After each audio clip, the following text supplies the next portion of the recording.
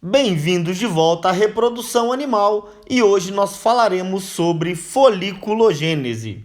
Agora nós vamos falar de foliculogênese, então assim.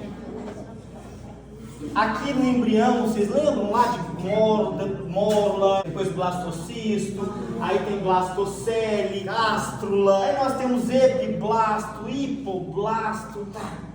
Aqui assim, ó, vamos supor que esse aqui é o epiblasto. Aqui assim no epiblasto, nós temos algumas células que vão dar origem aos oócitos. Essas células, nós não sabemos como que elas dão origem ao oócito. Nós temos uma teoria, não só elas, teoria para tudo aqui. Porque como é que uma célula, na verdade, na hora que o cromossomo X encontra o Y, aí eles se fundem, na verdade, na hora que vem isso aqui não forma um zigoto. Aí esse zigoto ele é uma célula que divide em duas, em quatro, em oito, blá, blá, blá, blá, blá, blá. Como é que essa célula aqui, ó, essa aqui, vai dar origem a todo o sistema reprodutivo? Como é que essa aqui vai dar origem a todo o sistema respiratório? Nós não sabemos, certo? O que nós sabemos é que a partir de um certo momento, essas células aqui, parece que quando elas estão umas próximas às outras, elas liberam alguns fatores que nós não conhecemos bem todos eles.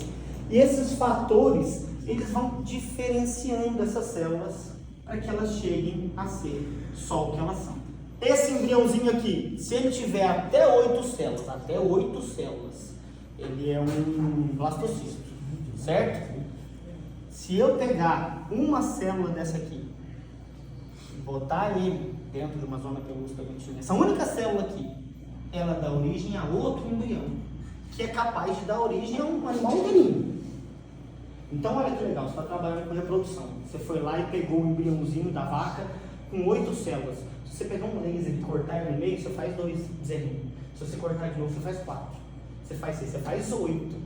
Com um só, até 8 células você faz. Depois de 8 células, como elas começam a ter esses fatores aqui, começam a não formar mais o bicho inteiro. Aí forma metade do bicho de um lado, metade do outro, não dá muito certo.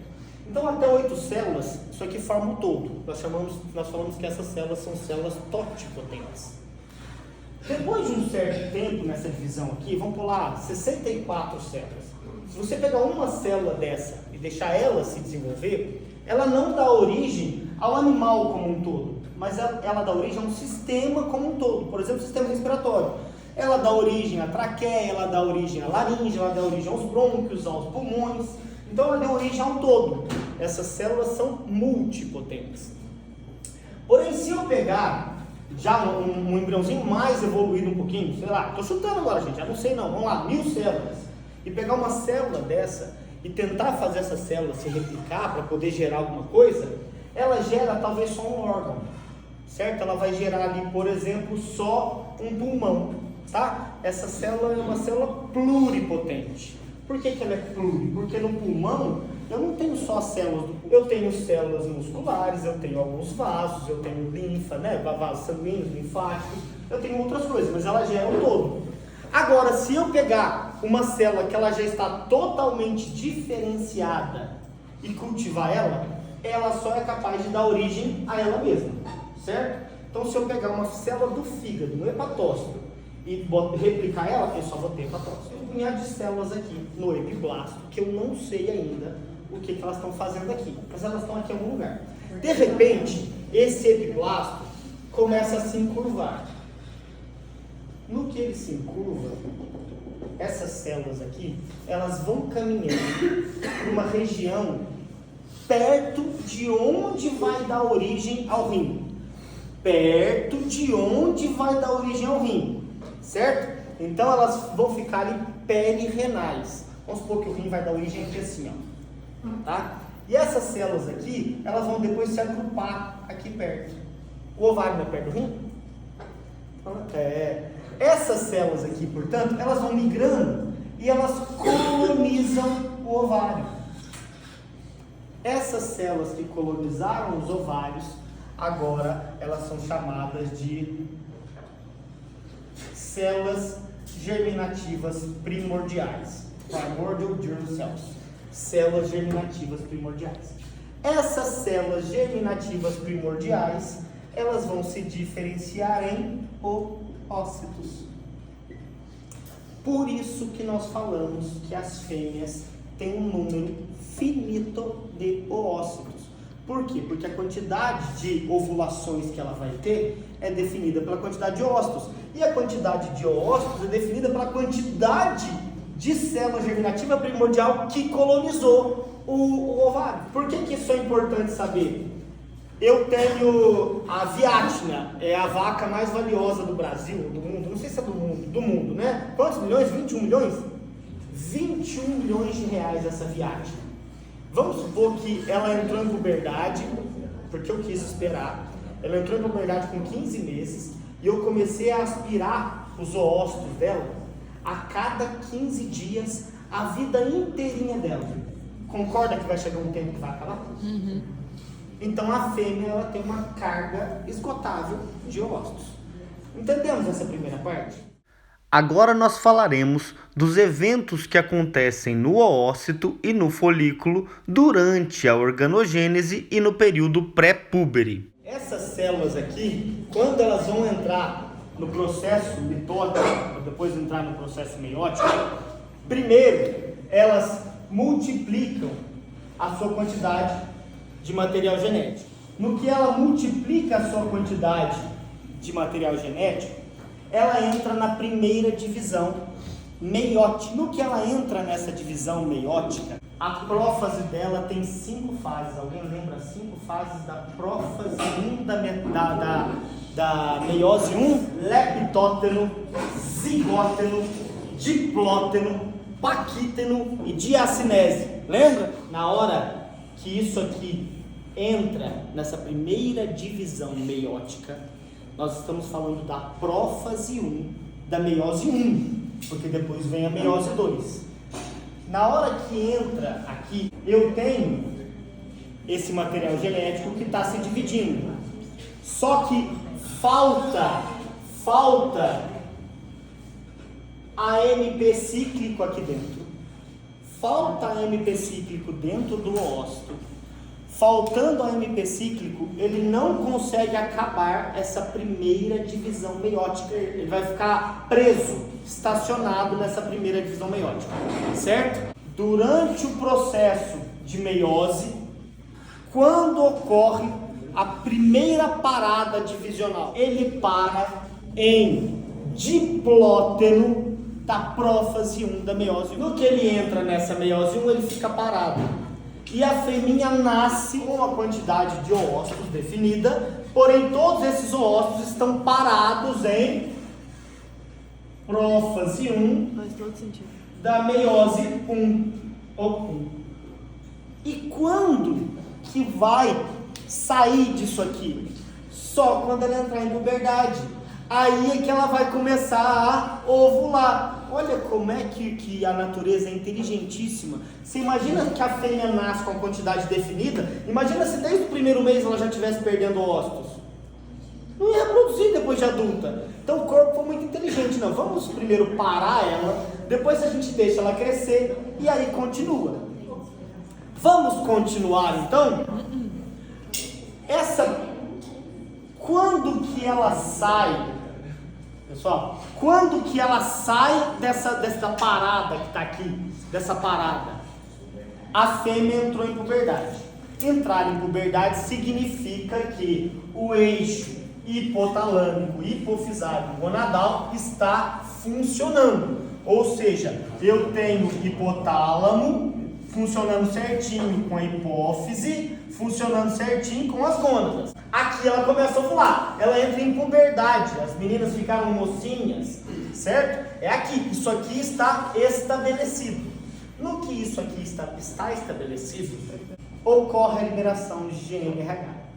A liberação de GNRH faz liberar FSH. O FSH faz o folículo crescer. O folículo crescendo produz estrógeno. O estrógeno vai lá na hipófise e faz liberar LH. O LH faz ovular. O pico de LH tira isso aqui. o pico de LH aumenta a quantidade de AMP cíclico e ela continua a sua primeira divisão meiótica. Muito bom. Mas olha só, esse aqui é o oócito, aqui eu tenho a zona pelúcida. Esse oócito aqui, ele está com material genético de 4N. De 4N.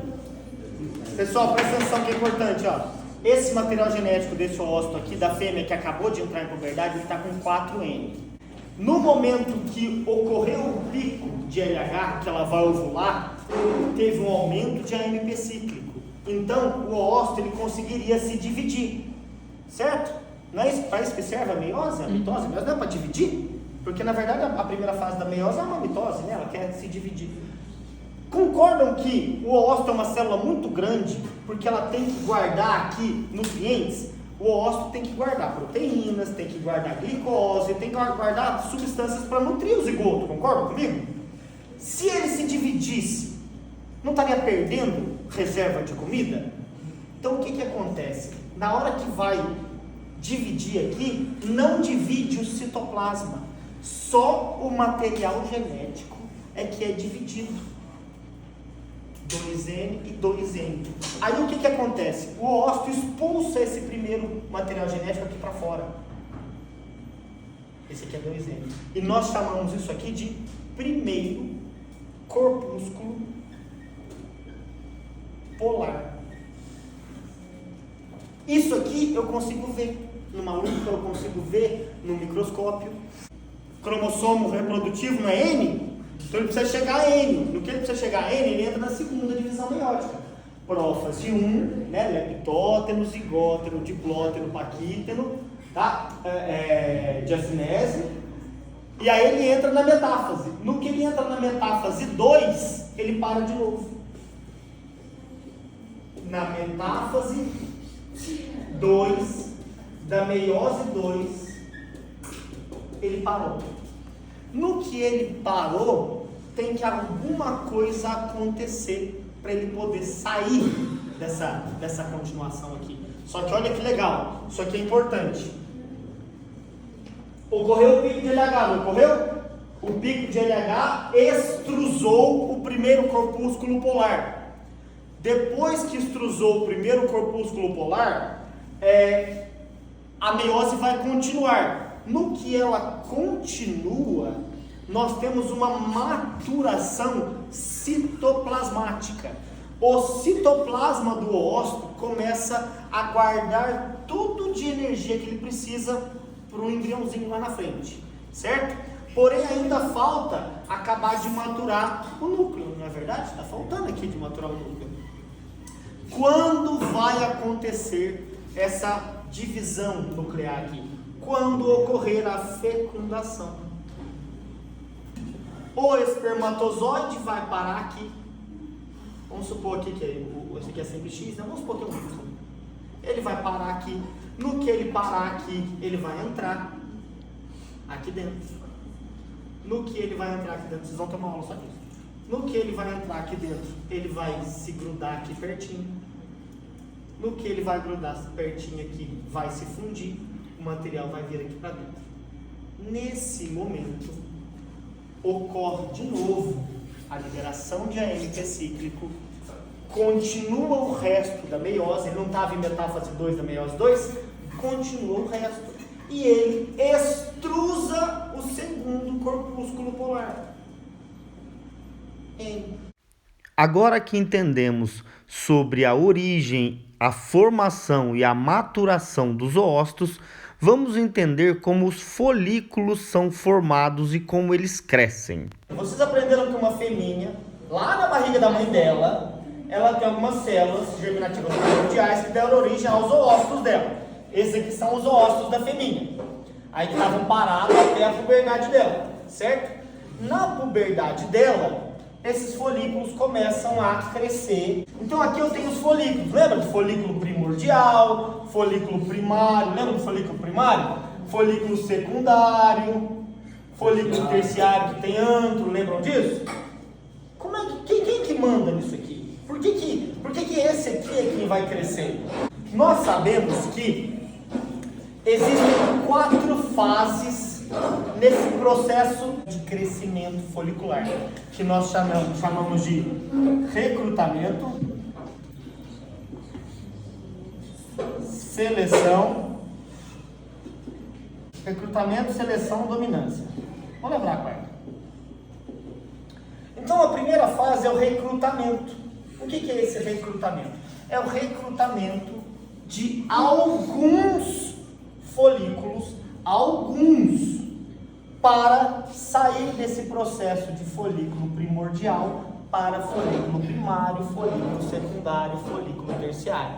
Alguns, tá? É um pool de oócitos, na verdade de folículos primordiais, que aqueles já não são mais oócitos. O oócito é só essa célula, só que essa célula em volta dela eu tenho a zona pelúcida e eu tenho algumas células da granulosa, não tem? Quando elas estão achatadinhas aqui, esse é o folículo primordial. Esse aqui é o primário, aí quando tem 2 células, secundário, quando tem antro, terciário. Nesse momento aqui, ó, que ocorre um recrutamento de vários folículos, esses folículos, eles produzem 2 hormônios, 2 fatores. Eu vou só falar, não precisa guardar, certo? Esses fatores são o BMP15, é um fator morfogênico ósseo, Bone Morphogenic Factor, não sei o que lá, certo? É um fator que ele produz. E eu também tenho o GDF9. Basicamente, quem produz isso? O oócito produz esses 2 fatores, joga para a célula da granulosa, e é esses 2 fatores que fazem a célula da granulosa de achatadinha começar a virar cuboidal e a continuar se multiplicando. Beleza? Essa primeira partezinha aqui, portanto, é o que nós chamamos de fase de recrutamento. Eu não falei que foram vários os folículos recrutados? Então vamos pensar que eu tenho vários folículos terciários. Todos eles, quando eles começam aqui, ó, todos eles vão, ó, o ovário aqui agora, ó, todos eles agora já estão com antro. Olha as bolinhas, certo? Quando eu digo todos eles, é só aquela partezinha que foi recrutada, beleza? Certo? Todos esses que foram recrutados aqui já estão em folículo terciário. Nesse momento, ocorre a seleção. Um folículo é selecionado para continuar o seu desenvolvimento. Um folículo é selecionado para continuar o seu desenvolvimento. Esse processo de seleção acontece com um folículo. Mas pode acontecer com mais de um? Claro que pode. Isso aqui nós estamos generalizando, tá, pessoal? Nesse processo de seleção, um folículo começou a crescer mais. Só que os outros ainda estão crescendo um pouquinho. Eles ainda estão crescendo ali um pouquinho. Então, precisa ocorrer a dominância. Ou seja, um deles tem que crescer mais que todo mundo. Esse um tem que ficar dominante. Aí, esse folículo que cresceu mais que todo mundo, ele produz alguns hormônios que vocês já ouviram falar. Por exemplo, a inibina. Lembram da inibina? Esse folículo grandão produz inibina. Inibina. O que a inibina faz? Inibe o crescimento dos outros. Então esses outros entram em atresia, eles diminuem. No que a inibina inibe o crescimento dos outros, eu tenho outros hormônios aqui, folicostatina e não sei o que lá. Deixa só a inibina aqui pra gente. Esse folículo dominante começa a crescer mais ainda. Esse folículo dominante cresceu mais ainda. Olha que bonito.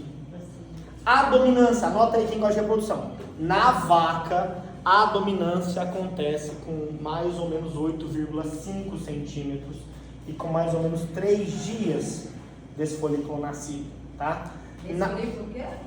Nascido. Quando eu digo nascido, aqui a gente só consegue ver esse folículo no ultrassom quando ele já está em folículo terciário. Então a gente não consegue ver folículo primordial, primário e secundário, só quando ele tem cavidade. tá?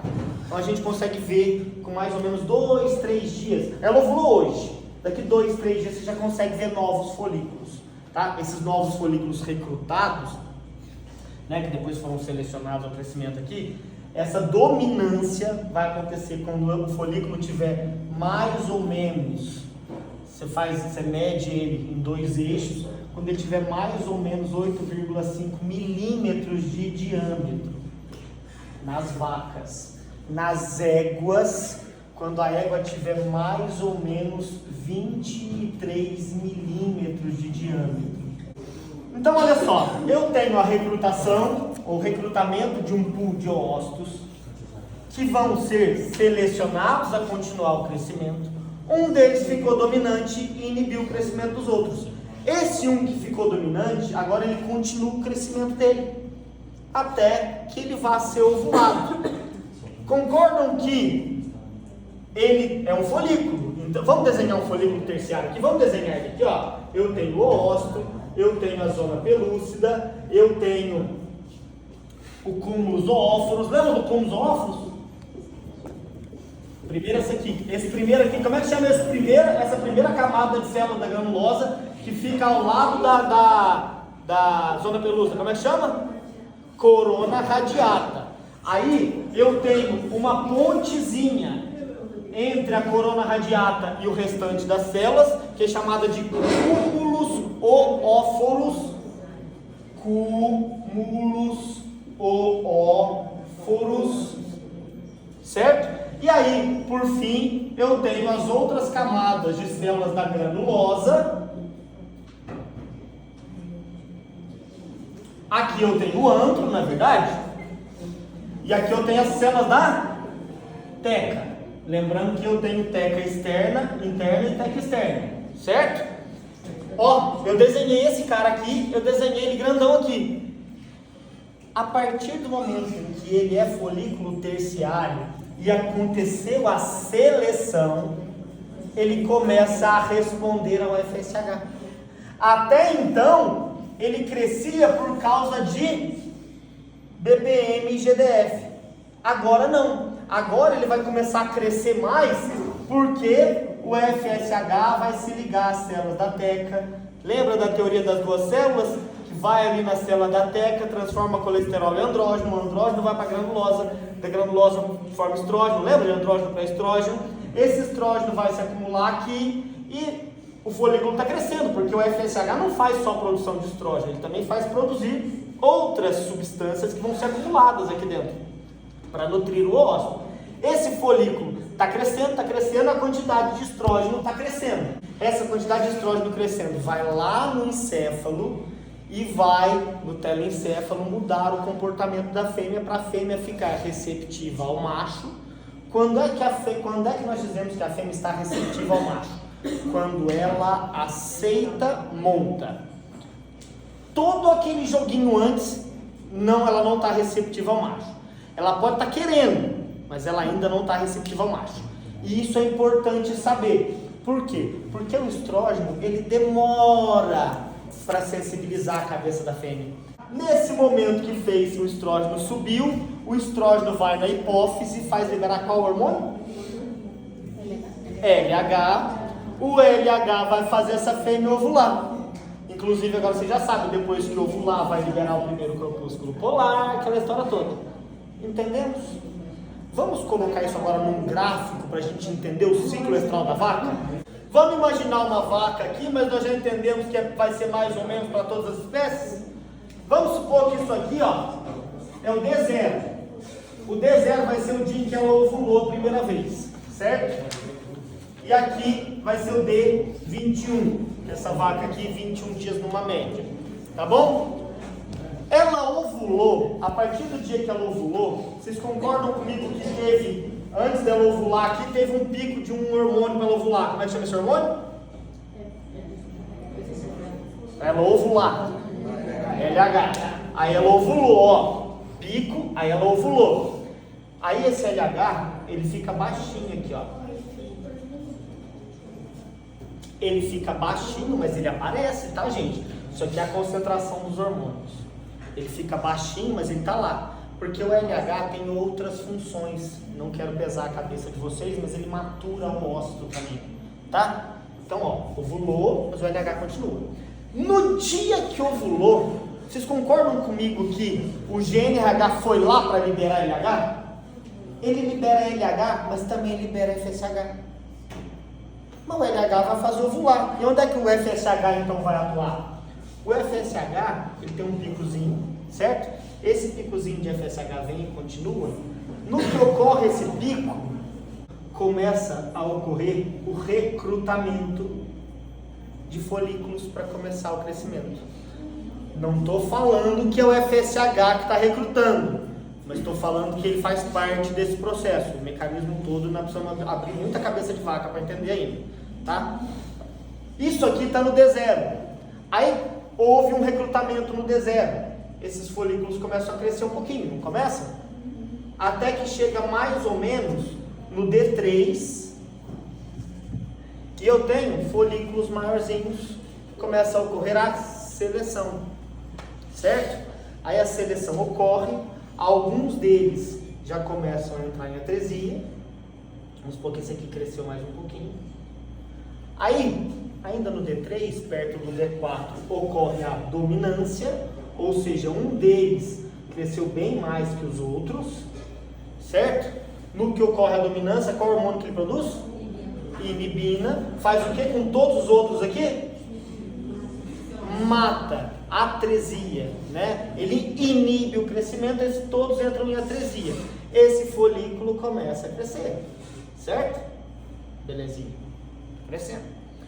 Voltando um pouquinho aqui. No dia que a fêmea ovula, ela ovulou esse folículo aqui, não ovulou? O folículo ovulou. Saiu o ócito. Essas células aqui vão dar origem ao corpo lúteo, não é verdade? Então, no dia que ela ovulou um folículo aqui para trás. Vai formar, então, um corpo lúteo, não é verdade? Esse corpo lúteo, ele começa a formação dele no dia da ovulação. Ele dura uns 3 dias se formando. Então, se você pegar, você vai palpar uma égua. Tá? No dia da ovulação dela, você consegue sentir o corpo hemorrágico. Pega a sua bochecha, aperta, ó, tem a consistência de uma bochecha mole assim, ó. Tá? Então você pegou assim, você tá palpando a égua lá, assim, você sentiu isso aqui, opa, essa égua ovulou, tá? Aquilo ali, ele vai começar, é porque tem pouca célula ainda, isso aqui é um corpo hemorrágico. Aí isso aqui vai começando a se multiplicar, fechou, formou um corpo lúteo. Esse corpo lúteo, ele, com 3 dias mais ou menos, ele está grandão e funcional. Esse corpo lúteo produz o que mesmo? Progesterona. Então, concordam que a partir do dia 0 aqui eu tenho progesterona subindo? Ele sobe a até mais de 1 nanograma por ml, tá? Não é o mínimo. Tem vaca com 7, 8, 12, 15, depende do tamanho do corpo lúteo e tudo mais. Então eu tenho aqui progesterona, P4. E eu tenho esse folículo crescendo aqui. Esse folículo está crescendo, ele parou de crescer, ó, tá reparando que ele parou de crescer? Eu estou no D8, pessoal, presta atenção, eu estou no D8, teve liberação de LH para esse folículo ovular? Você vai me responder assim, nossa professor, o folículo está grandão, ele está produzindo um pouco de estrógeno, mas o estrógeno que ele está produzindo não consegue mudar a cabeça da fêmea, porque a progesterona bloqueia a cabeça da fêmea. Então a progesterona está bloqueando o hipotálamo e está bloqueando a hipófise. Então não há liberação de LH. Se não há liberação de LH, esse folículo morre. No que esse folículo morre, esse FSH aqui, ó, tem uma nova ondinha dele, certo? Uma nova ondinha. Essa nova ondinha dele leva a um novo recrutamento folicular, a uma nova seleção, a uma nova dominância. Tá? Não, progesterona tá aqui ainda porque é do corpo lúteo lá. Isso aqui mais ou menos no D8, D9, D10. Tá? Daqui a pouco eu explico por quê. Estão entendendo aqui? O folículo morreu, um novo folículo surgiu. Aí é o seguinte, no dia 16 do ciclo estral, esse folículo, não era 8 dias aqui no primeiro? É 8 no segundo. No dia 16 do ciclo estral, esse folículo está assim, e agora? O que eu faço? Eu vou morrer ou eu vou ovular? O que acontece? No dia 16 do ciclo estral, já deveria ter acontecido o reconhecimento materno da gestação. Vocês terão essa aula em fisiologia da gestação. A fisiologia da gestação fala que com mais ou menos 12, 13 dias de cópula, né, depois da ovulação aqui, se tem um embriãozinho, ele vai com 12, 13 dias, ele vai falar para a mãe dele que está lá. Só que aqui, com 16 dias, não teve embriãozinho. Essa fêmea aqui, ela não teve um macho com ela, certo? Se não tem um embriãozinho, ocorre a produção de prostaglandina. Vocês vão aprender tudo para cacau. Ocorre a produção de prostaglandina. A produção de prostaglandina faz o que com o corpo lúteo? Mata o corpo lúteo. Se ela lisa o corpo lúteo, o que acontece com a progesterona? A progesterona caindo, tem alguma coisa para bloquear o estrógeno aqui? Esse folículo continua crescendo, o estrógeno que ele produz vai lá na hipófise e faz liberar LH.